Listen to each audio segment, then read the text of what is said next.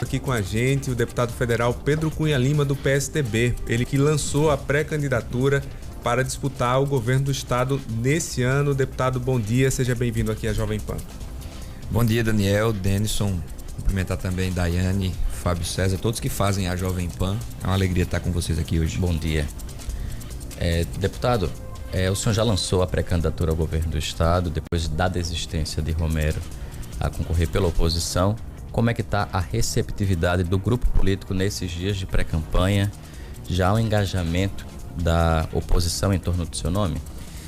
Tem sido, Denison, muito estimulante, né, a caminhada até aqui. Lógico que foi no final do ano passado, então estamos no início de uma caminhada, mas a gente tem, Daniel, uma mensagem muito clara a se passar. Tem uma frase que diz que é impossível obter resultados diferentes fazendo tudo exatamente igual. E a gente tem uma decisão tomada, uma convicção muito firme de que é preciso entrar para fazer uma mudança mais profunda. Então não é possível mais ficar calculando o que pode ou não ser dito, o que dá ou não para enfrentar. E aí vou começar citando o exemplo do orçamento da Assembleia Legislativa. O orçamento da nossa Assembleia Legislativa, para 36 deputados, Denison, é maior do que o orçamento da nossa Universidade Estadual, a UEPB, para uma comunidade acadêmica de mais de 21 mil pessoas. Um orçamento de 339 milhões de reais. E esse dinheiro que está sobrando na Assembleia, porque está sobrando, a gente sabe que está ali para outras finalidades, para outras composições, a gente sabe disso. E não se diz isso, não se enfrenta isso. O governador do estado, ele participa disso, né? Ele é mais uma peça dentro dessa engenharia podre, mofada do passado, e a gente tem que atacar, enfrentar, botar um pé na porta. Eu faço parte de uma geração que quer mudar as coisas, que acredita nessa mudança. Eu não posso ter um governo do estado, né, que gasta de locação de carro em um governo mais de 200 milhões de reais para alugar um Creta, um Cerato, um carro 4x4 muitas vezes para atender o secretário adjunto, atender toda essa estrutura.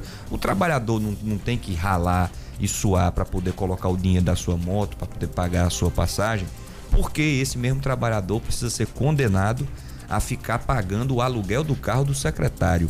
Então tem toda uma visão de mundo que precisa ser levada adiante. Chegou o momento.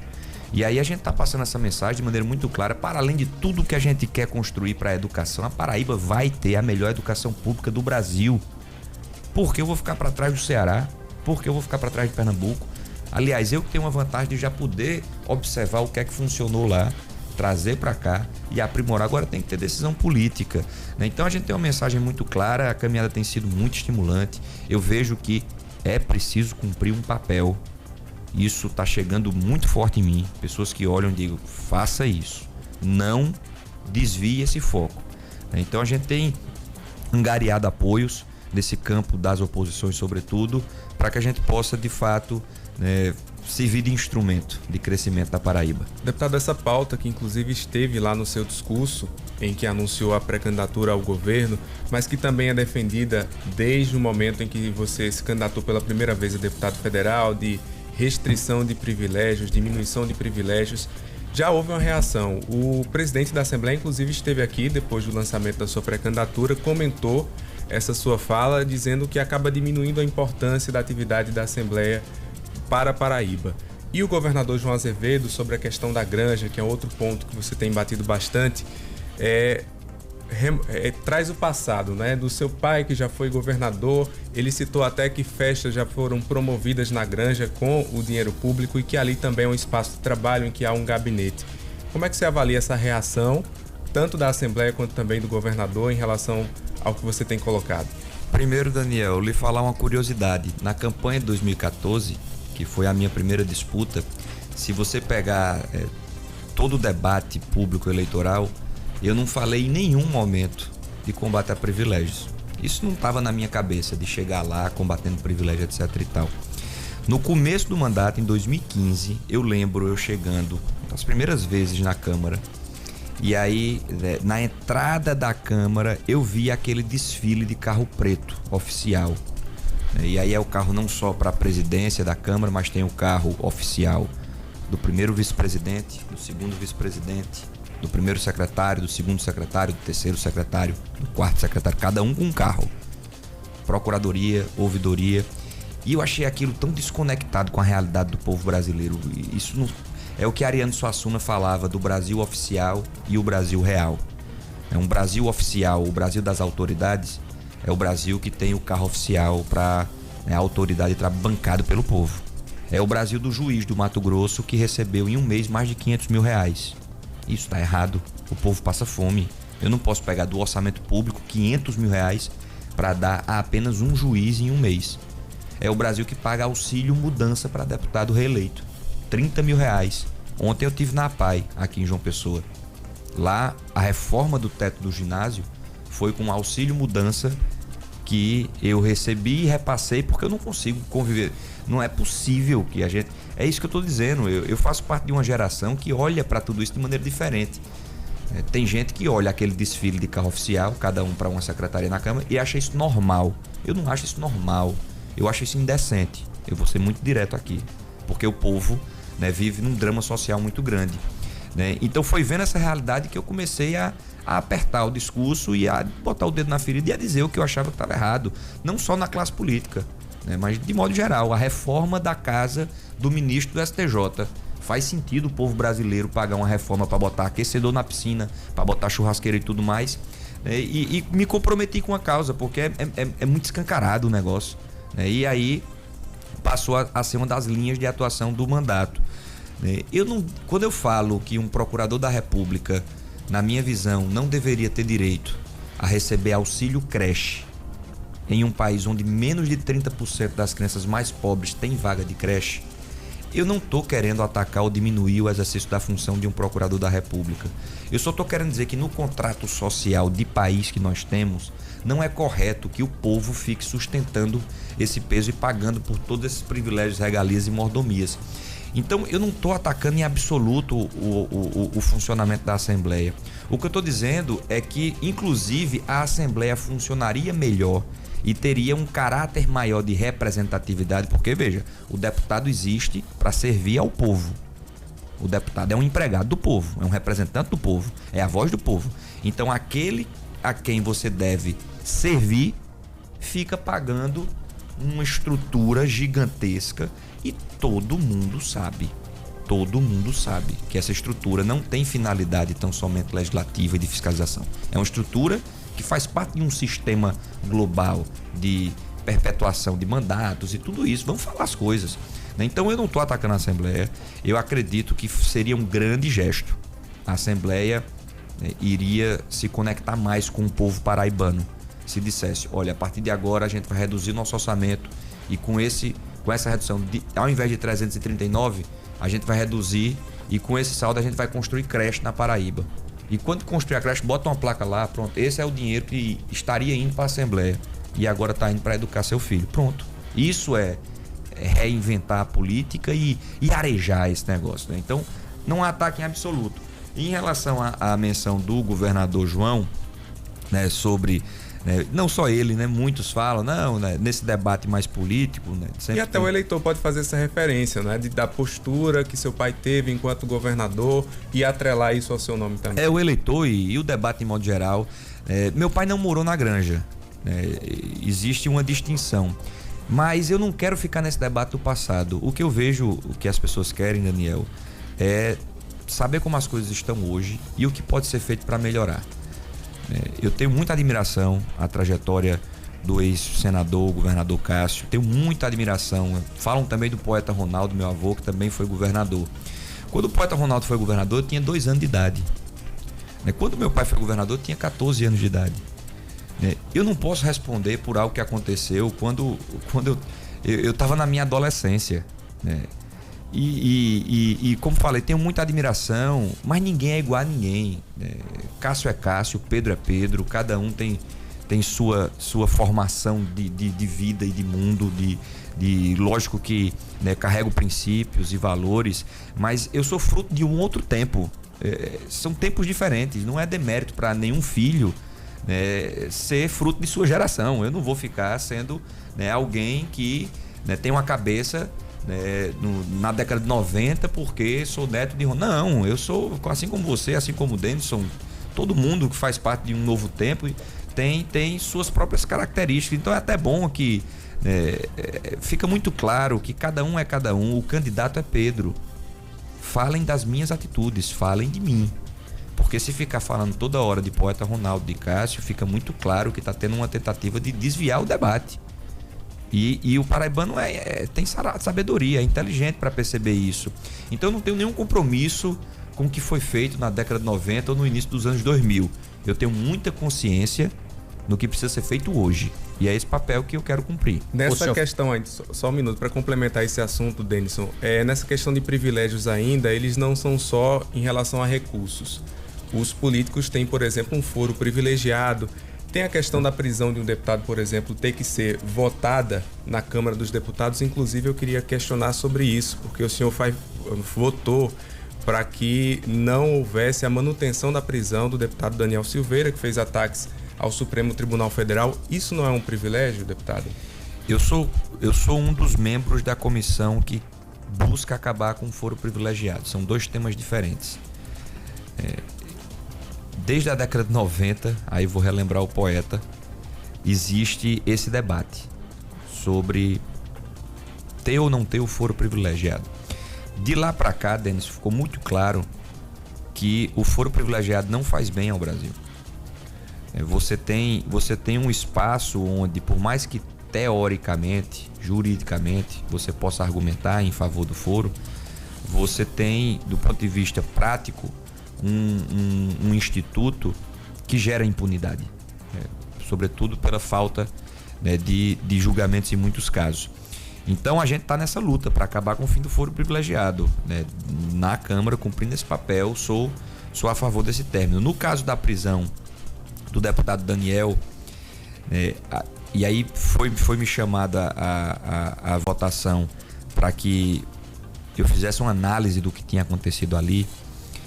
Por mais que você fale coisas que eu discorde radicalmente, Daniel, tem até uma frase que diz: discordo de tudo que você está dizendo, mas defenderei até o fim o seu direito de falar o que você pensa.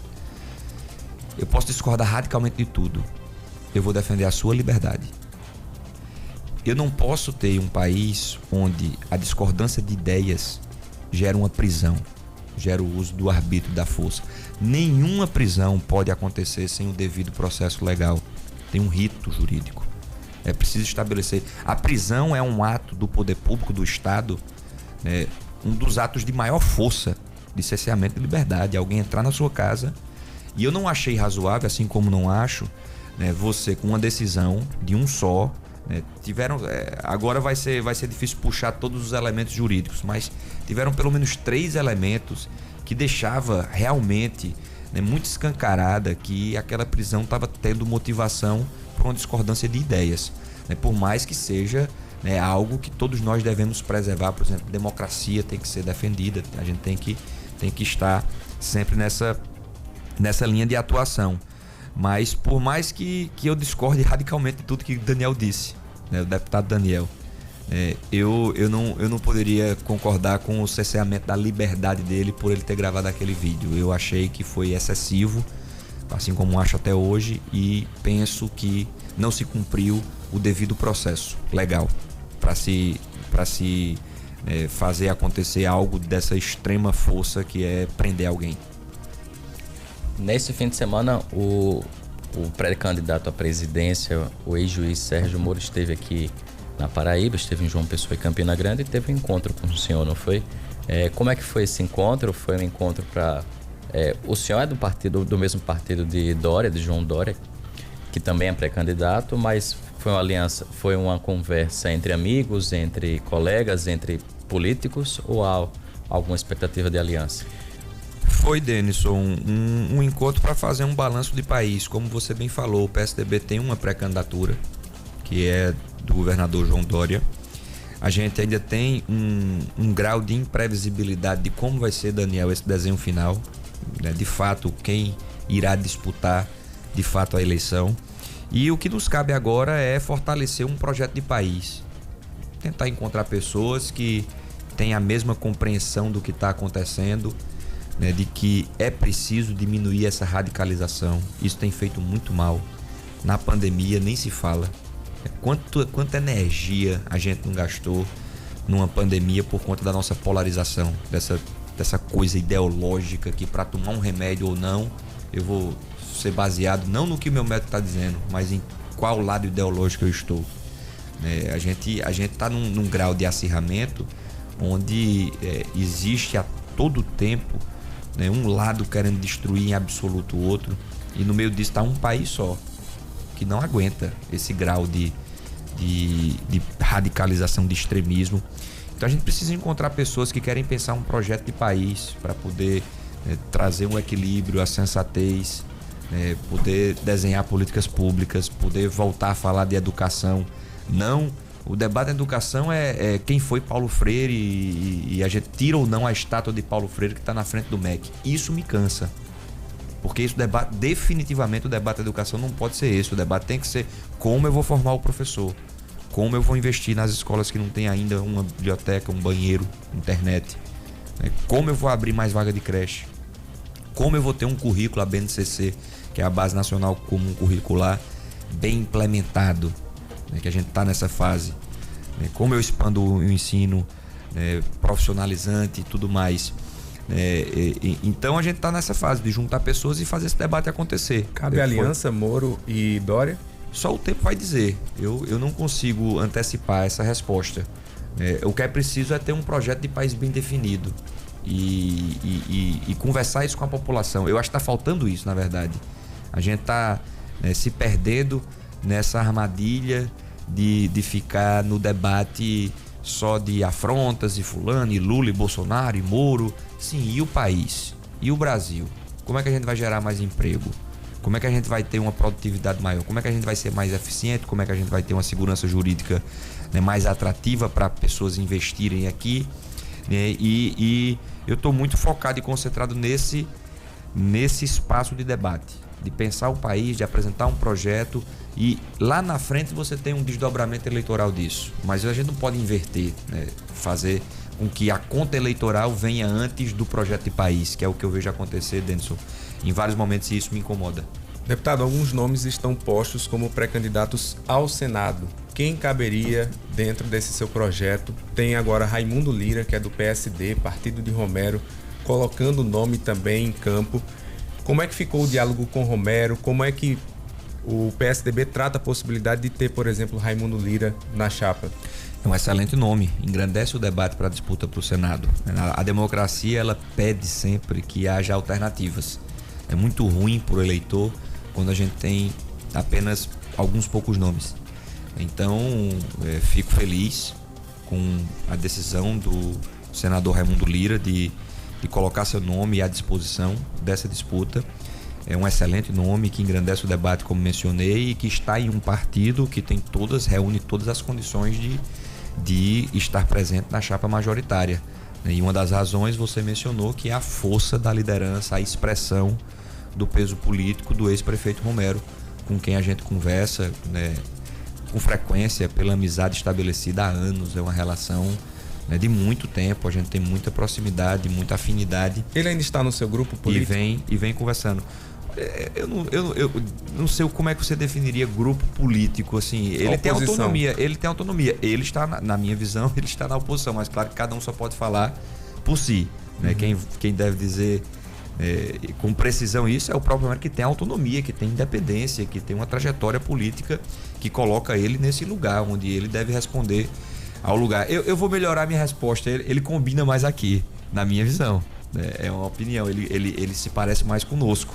E a gente tem conversado e acredito que a gente vai continuar marchando junto, né, de maneira natural, que é o que a gente já vem fazendo há muito tempo. Seu vice, o senhor já deve pensar em alguns nomes, quais são eles? Olha, é muito cedo também para poder, né, já colocar no debate toda essa reflexão, mas eu posso falar de perfil, né? A gente está procurando pessoas que fortaleçam essa que é a nossa maior crença, não só de disputa eleitoral, mas de forma de governar, que são pessoas que têm uma cabeça aberta, né, para pensar fora da caixa, para trazer inovação, para trazer todo o nosso espírito de uma mudança mais profunda, de perceber que esse debate da Grande Santana, isso não tem nem debate. A Grande Santana tem que virar um parque, ponto. Porque não é razoável que João Pessoa, uma cidade que merece ter espaços de parques, né, dentro da cidade, tenha essa carência. Né? A gente não vê tantos espaços assim na nossa capital, tantos parques como você vê em outras capitais, em outras cidades e tal. E aí você tem um espaço que é perfeito para servir a essa finalidade. E esse espaço, que é um grande parque com piscina, com jardim, com campo de futebol, esse espaço é destinado só a uma pessoa, que é o governador. É o Palácio do Governador. De tanta gente fazer essa crítica, ele está começando a, né, dourar a história. Não, mas na verdade é isso, é um ambiente, é um gabinete de trabalho. Tem que ter piscina. O seu gabinete de trabalho tem que ter uma piscina. Porque na minha visão, não. Eu faço parte de um tempo, de uma geração que acha que um gabinete de trabalho é mais parecido com isso que a gente está vendo aqui. Eu não estou vendo piscina aqui. A feira tem que custar mais de R$1 milhão. Quer dizer, na pandemia o povo comprando carcaça de frango e pagando para o governador a lagosta dele. Uma feira de mais de R$1 milhão. Isso não aconteceu no século passado não, Daniel. Isso aconteceu no ano de 2020. E isso para mim não entra na minha cabeça. Que isso vai ficar sendo sempre assim. Então, para vice... E quem quiser marchar junto com a gente, e a gente quer, né, espalhar essa mensagem para poder atrair pessoas. E esse é o tipo de campanha que só se vence de baixo para cima, com mobilização. Quando eu vejo pessoas engajadas em rede social, eu agradeço demais. Quando eu vejo uma pessoa, olha, eu não só voto em você, como também vou espalhar sua mensagem. Isso para mim é o principal atributo da nossa. Porque se for para disputar estrutura política, porque toda essa estrutura do governo do estado, né, consegue atrair prefeitos, atrair liderança da Assembleia. O governador tem o apoio de 30 deputados. Claro, todo mundo está enfiado nesse formato do passado. Então a gente disputa em outro campo, no campo das ideias, de uma mensagem clara e de uma mensagem muito decidida a mexer onde quer que seja, falar o que precisa ser dito, para depois fazer o que precisa ser feito. Deputado Federal Pedro Cunha Lima, a gente vai ter outras oportunidades para tratar sobre a eleição, estamos em ano eleitoral e já fica o convite para retornar aqui à Rede Itamar de Comunicação. Obrigado pela entrevista. Muito obrigado. Eu que agradeço demais a todos que fazem a Jovem Pan. É muito bom poder ter uma conversa, um espaço para exercitar a democracia. Vocês cumprem um papel fundamental no debate público. A democracia, ela precisa, né, de pessoas fazendo um bom jornalismo, né, tendo senso crítico. Então, para mim, foi uma alegria estar aqui com você, Daniel, com o Denison, com todos que fazem a Jovem Pan. Muito obrigado.